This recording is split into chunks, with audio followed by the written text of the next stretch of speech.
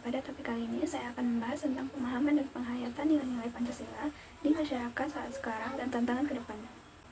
Sebagai ideologi atau pandangan hidup, nilai-nilai Pancasila merupakan pedoman dan pegangan dalam pembangunan bangsa dan negara agar tetap berdiri kokoh dan mengetahui arah dalam memecahkan berbagai masalah seperti ideologi, politik, hukum, ekonomi, sosial budaya, dan lain sebagainya.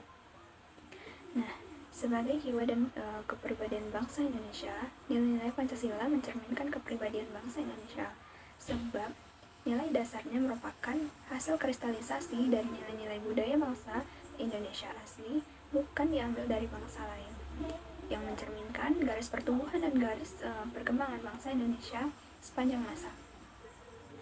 Nilai yang ada dalam Pancasila memiliki serangkaian nilai, yaitu nilai ketuhanan, kemanusiaan, persatuan, kerakyatan, dan keadilan. Kelima nilai tersebut merupakan satu kesatuan yang utuh di mana mengacu dalam tujuan yang satu. Nilai-nilai dasar tersebut bersifat universal, objektif. Artinya, nilai-nilai tersebut dapat dipakai dan diakui oleh negara-negara lain walaupun tidak diberi nama Pancasila. Nah, selain itu, adapun Pancasila bersifat subjektif, artinya bahwa nilai-nilai Pancasila itu melekat pada pembawa dan pendukung nilai Pancasila itu sendiri, yaitu masyarakat, bangsa, dan negara Indonesia. Adapun Pancasila juga merupakan nilai yang sesuai dengan hati nurani bangsa Indonesia, karena bersumber dari kepribadian bangsa itu sendiri. Nilai-nilai Pancasila ini menjadi landasan dasar serta motivasi atas segala perbuatan, baik dalam kehidupan sehari-hari maupun dalam kenegaraan.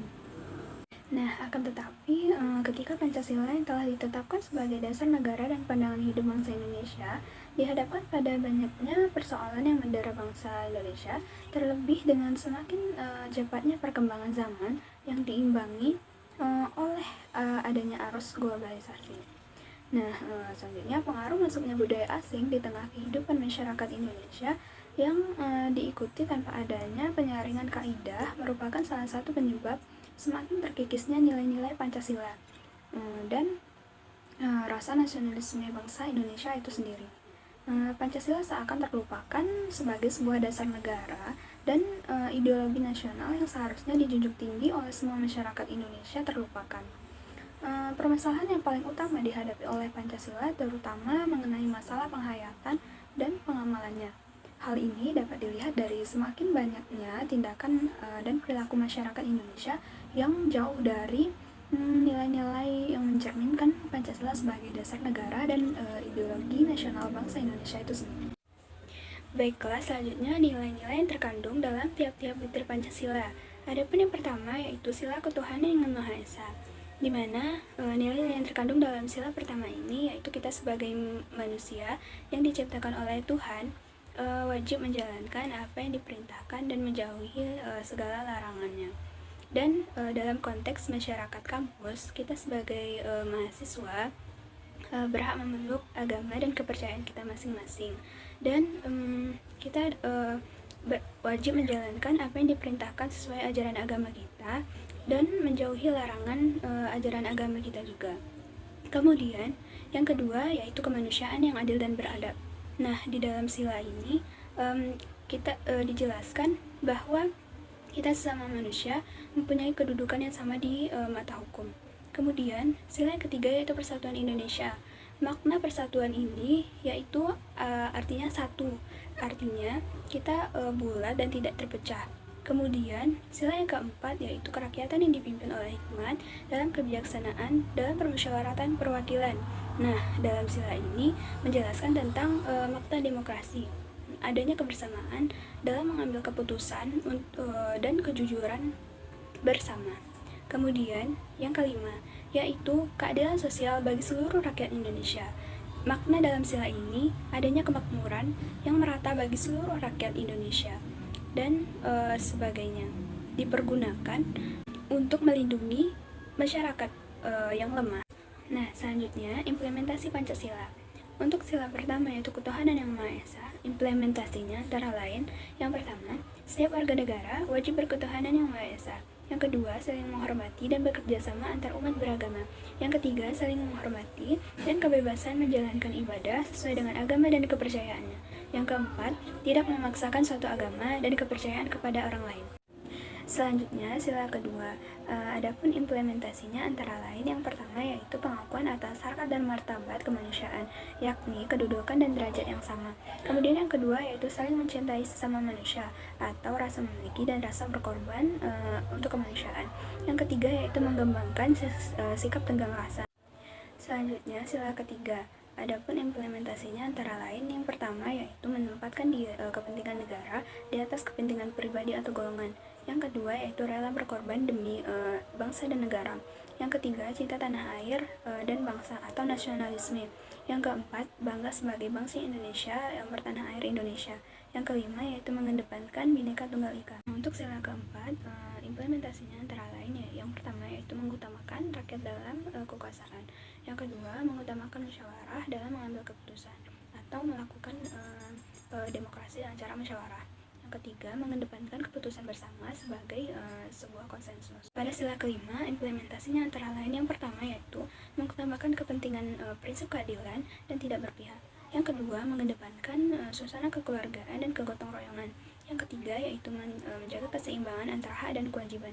Yang keempat, menghormati hak-hak orang lain. Nah, selanjutnya adapun tantangan kehidupan kebangsaan Indonesia dalam pemahaman nilai-nilai Pancasila.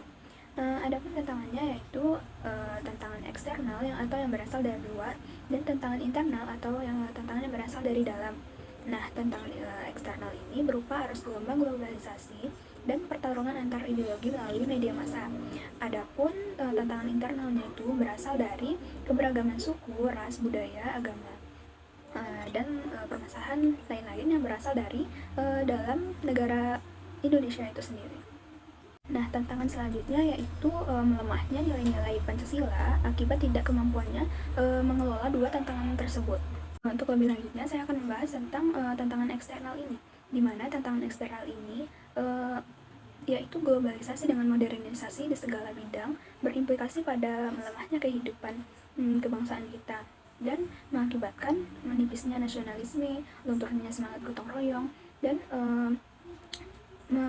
merajalelakannya tindakan-tindakan kekerasan dan lain-lain.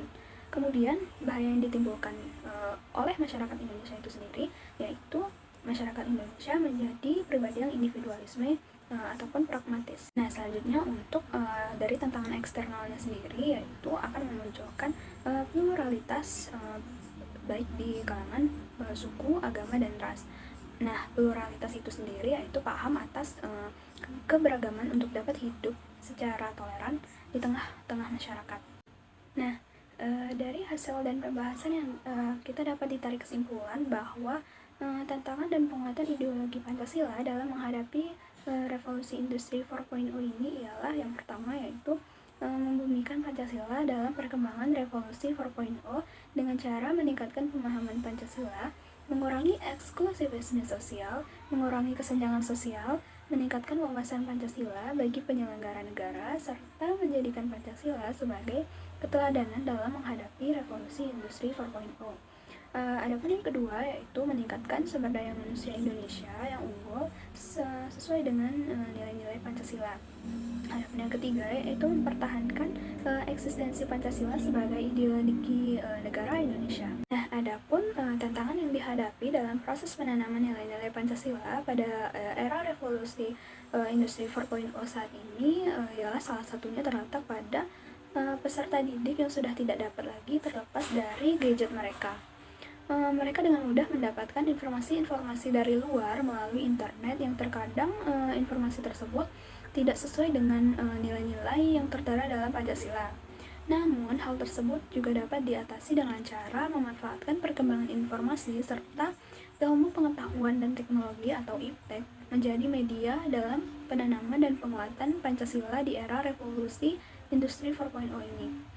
Nah, guru dan dosen dituntut untuk dapat lebih kreatif dalam mengembangkan metode pembelajaran sehingga peserta didik dapat belajar pendidikan Pancasila melalui media pembelajaran seperti membuat game, serta film animasi yang mengajarkan nilai-nilai Pancasila dan sekaligus dapat pula membentuk karakter peserta didik tersebut. Kesimpulannya yaitu Pancasila akan mampu menyaring segala pengaruh yang datang dari luar sebagai akibat dari globalisasi. Untuk kemudian dipilih mana yang baik dan mana yang buruk sesuai dengan nilai-nilai Pancasila. Sehingga apapun tantangan yang akan dihadapi, bangsa Indonesia tidak akan pernah kehilangan jati dirinya sebagai bangsa yang memiliki nilai-nilai peradaban, kebudayaan, dan keluhuran budi. Oleh sebab itu, dengan memaknai dan mengamalkan Pancasila sebagai dasar negara dan ideologi nasional bangsa Indonesia, diharapkan hal tersebut dapat membuat generasi muda dan generasi-generasi selanjutnya menjadi lebih memiliki dan mencintai budaya dan nilai-nilai luhur bangsa Indonesia. Karena para generasi muda yang kelak menjadi pemegang kendali kemana arah tujuan bangsa Indonesia ini ke depannya, sehingga bangsa Indonesia bisa terus berkembang dan dipandang sebagai sebuah negara yang maju yang berlandaskan pada nilai-nilai Pancasila. Karena pada dasarnya Pancasila merupakan sumber nilai, azas, kerangka berpikir, orientasi dasar, arah, dan tujuan dari suatu perubahan masyarakat Indonesia menuju kemajuan kehidupan yang lebih baik. Baiklah, mungkin segitu dulu penjelasan dari saya, dari kelompok kami, kelompok 1. Mohon maaf apabila terdapat kesalahan. Saya akhiri dengan wabillahi taufiq wal hidayah. Wassalamualaikum warahmatullahi wabarakatuh.